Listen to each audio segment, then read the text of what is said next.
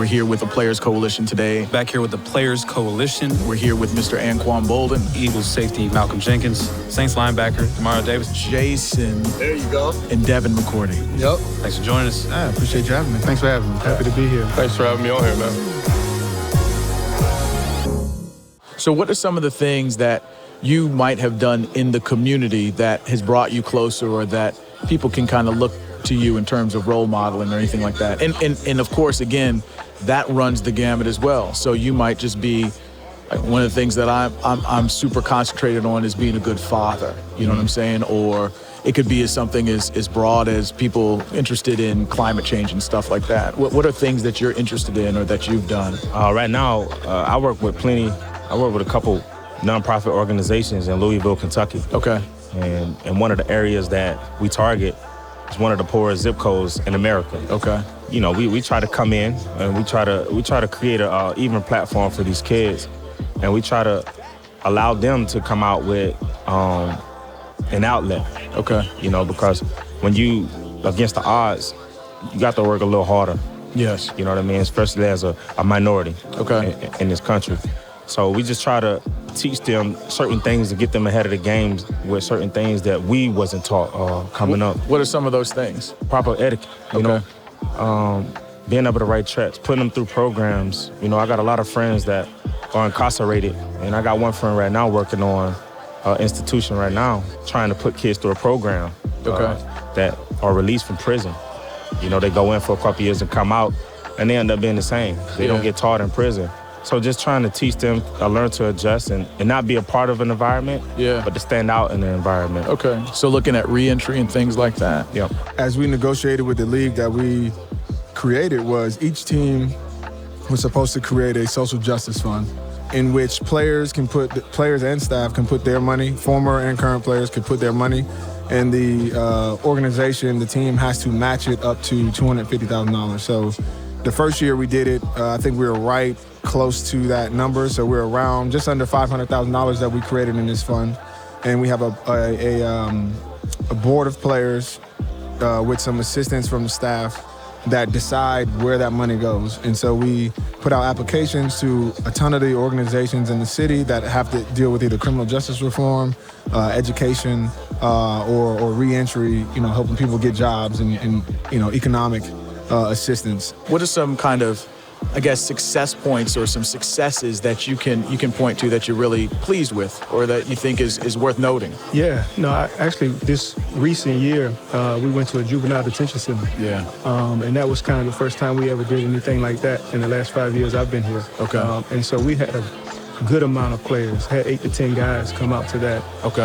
And spend time with these guys one-on-one and just talking about their future, talking about just kind of, you know, maybe what got them into trouble and what their vision and focus is for the next stage of their lives. Okay. And so really being able to get into those small sectors that most people don't see NFL players and have conversations to give a little hope and give a little vision to the youth. Yeah. That was something we did recently that was extremely successful, and looking forward to kind of building off of that. One of the things that we wanted to do was assist the bail fund. Most cities have a bail fund.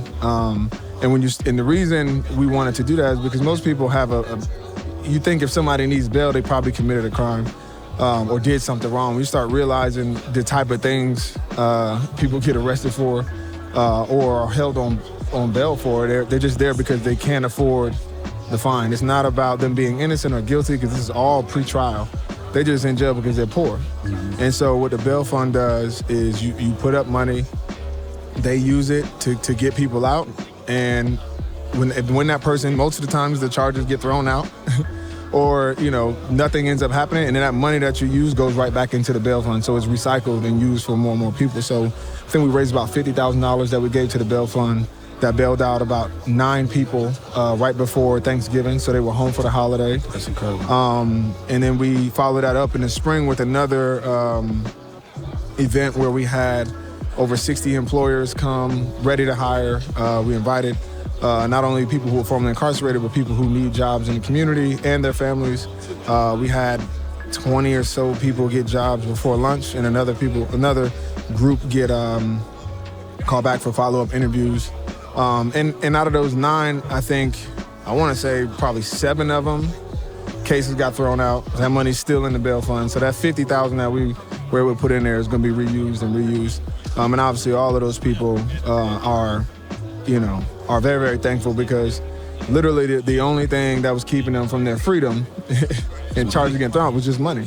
And why do you think these players, these 8 to 10 who participate in that way, what do you think their motivation was? Why going into the prison system? It can be depressing. It can be, why would they do that? Yeah, I think if you ask them, it's from where they grew up, right? A lot of our guys grew up around friends that they know who have not made it to the NFL or have not been as successful as they would hope. Yeah. And so these guys kind of don't forget where they come from, to say the least, and kind of, want to reach back to the youth and know that if you can have an impact at an early age, maybe you can set the course of their life on a different track. So how do you get to this personally to where this is important? Because it seems like, you're well-versed and kind of understand and have framed and appreciate what your team is doing. Why is this important to you personally? What was poured in, or who poured into you to where you're saying, okay, it's my responsibility to, again, using your language, move the needle and push forward a little bit? As a young black man that grew up in a predominantly white community,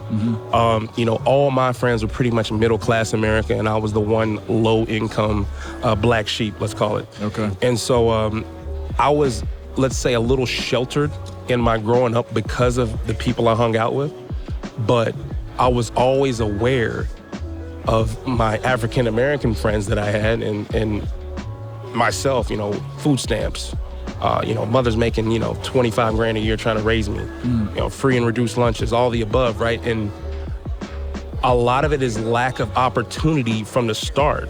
So one thing I did have is I did see a vision of successful people. Okay. And that drove me to be successful. Where did that come from?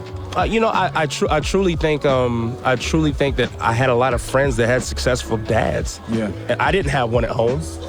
But I was around some people that I saw truly excel in their life, and that wanted me to inject that success as well. Okay. But I also wasn't naive enough to think that that's because I saw hope. So how can we change hope in these communities when they don't see any hope? I see.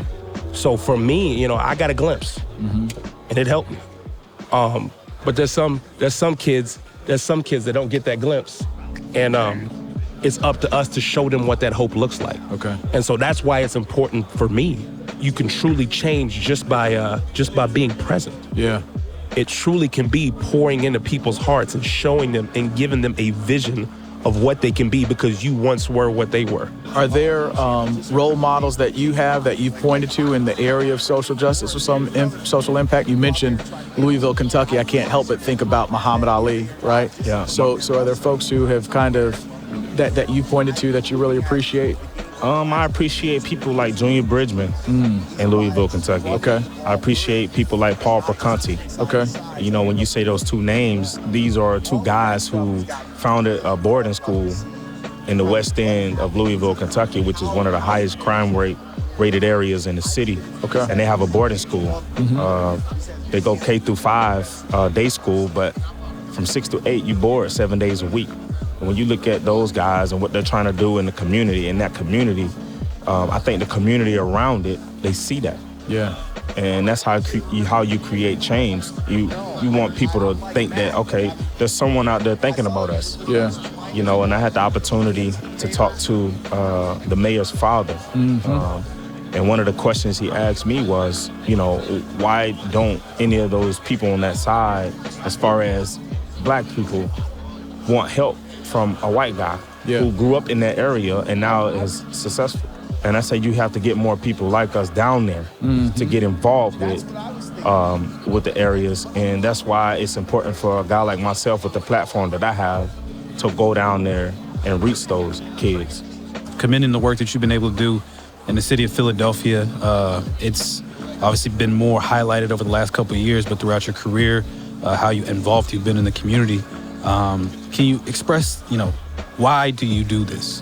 I had a great upbringing from both my parents, and just they were living examples of like what it means to give back and then to see the impact. So like I watched my dad, be a father figure to other kids in the neighborhood that didn't have present fathers or whatever, whether it was signing them up for football, taking us all to and from practice.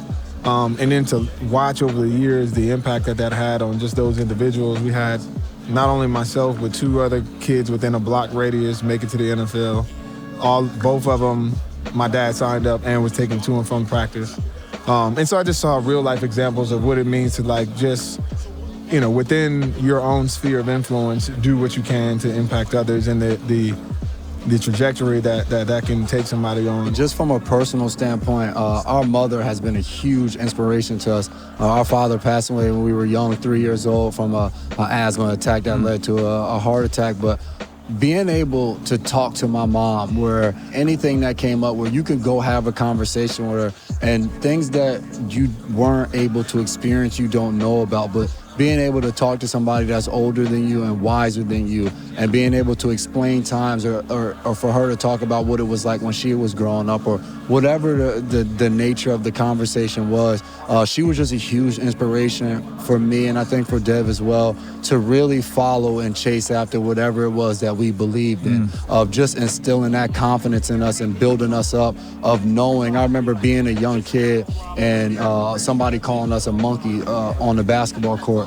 And to the point where we were about to fight the kids, and then going home with my mom, having a conversation of her getting us to understand that there's going to be times in your life where you're going to come across people that don't like you, that don't know you, just because of what you look like, and teaching us how to handle those situations. And the real way of getting back is within your success and how you handle yourself. So I think for us, she was a huge inspiration, because she molded us into the men that we are today, and have enabled us to not only be professional football players, but to be good husbands, to be good fathers, and to care about our community and want to give back and do things within it. Now tell the folks where you're from. Brandon, Mississippi, born and raised. Okay. Yeah, well, born in Collins, but raised in Brandon. And what was it like growing up there? Man, Mississippi is different, man. It really is different. I wouldn't trade it for the world. But Mississippi is very kind of closed off. Mm-hmm. Like, there's not a lot of people leaving Mississippi. There's not a lot of new people coming into Mississippi. And so it's very easy to grow up with a certain type of closed-mindedness. All you know is Mississippi, and most of the people around you will encourage you to stay in Mississippi. And so, you just grow up looking at life through this small box, and so, but that small box is full of a lot of rich information that's needed, and that I don't think you can get in a lot of other places, like hospitality. Hospitality is one of the most important things, like how you welcome and treat people. I remember when I was a kid, my grandmother would cook these huge breakfasts, and my grandmother had 10 kids, and so it was a lot of her children and a lot of the cousins just running around playing. She would feed all of us, and then she would open the doors to anybody that was on the street. So homeless people, people who didn't have as much, neighbors, and let them come in just to eat. And so just so much hospitality. So you learn that. You learn like how to take care of your business, how to be responsible. My grandmother had us doing chores all throughout the house when we were 4 or 5 years old. And if you didn't do it, you would get a whooping. And so you just grow up with this sense of what's right and what's wrong. You grow up with this sense of just appreciation for people. You don't have to call somebody when you get ready to go to their house. You just go over there and just pull up. Go in. And that's different in other places. Absolutely. But it's because you enjoy that company. You enjoy other people. It's not about, Mississippi is not full of tourist attractions. So how you enjoy yourself is the people that are around you. And so those are the things that you see in that little small box, but there's also, a much larger world that's out there. And so I was just blessed. I remember when I got my scholarship to go to Arkansas State, I literally went on my visit and I came back home and I cried in my car.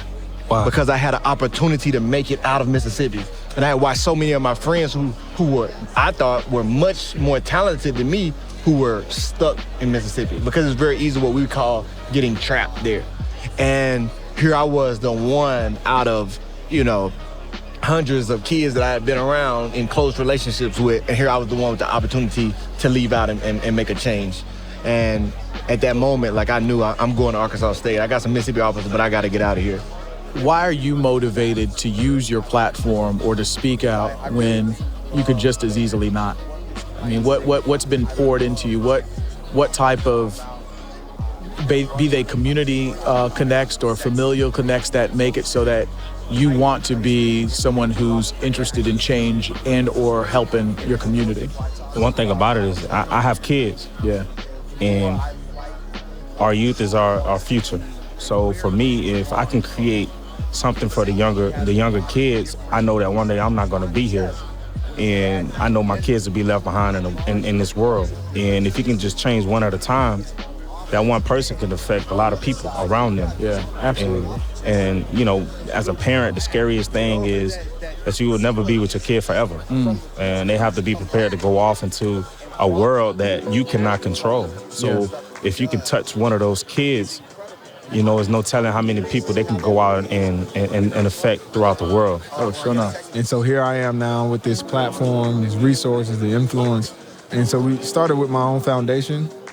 And what I recognize with charitable work and you know, philanthropy is that it's needed, you know, because it's that help that you need right now, whether you're, you know, giving away food drives or scholarships, things like that, but it doesn't fix the problem. And so we were taking kids from my foundation and our programs, while they were safe with us and learning things and doing things, we were sending them back home to environments that were the reason, you know, that they were, you know, underserved or at risk. And so we started looking at how do we actually change their environments, and that, you know, turned to policy.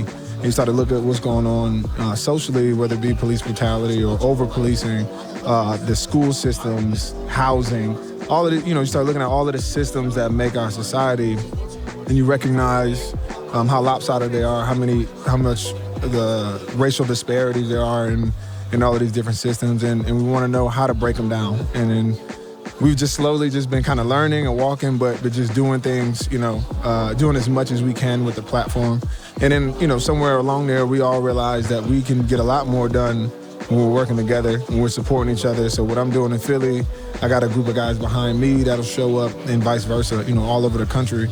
And it's been working. So instead of just only doing, you know, what I do with the Malcolm Jenkins Foundation, you know, in my particular neighborhoods, the coalition is really giving us an opportunity to have, you know, I think an impact far beyond anything that we even probably thought we could get accomplished when we started out.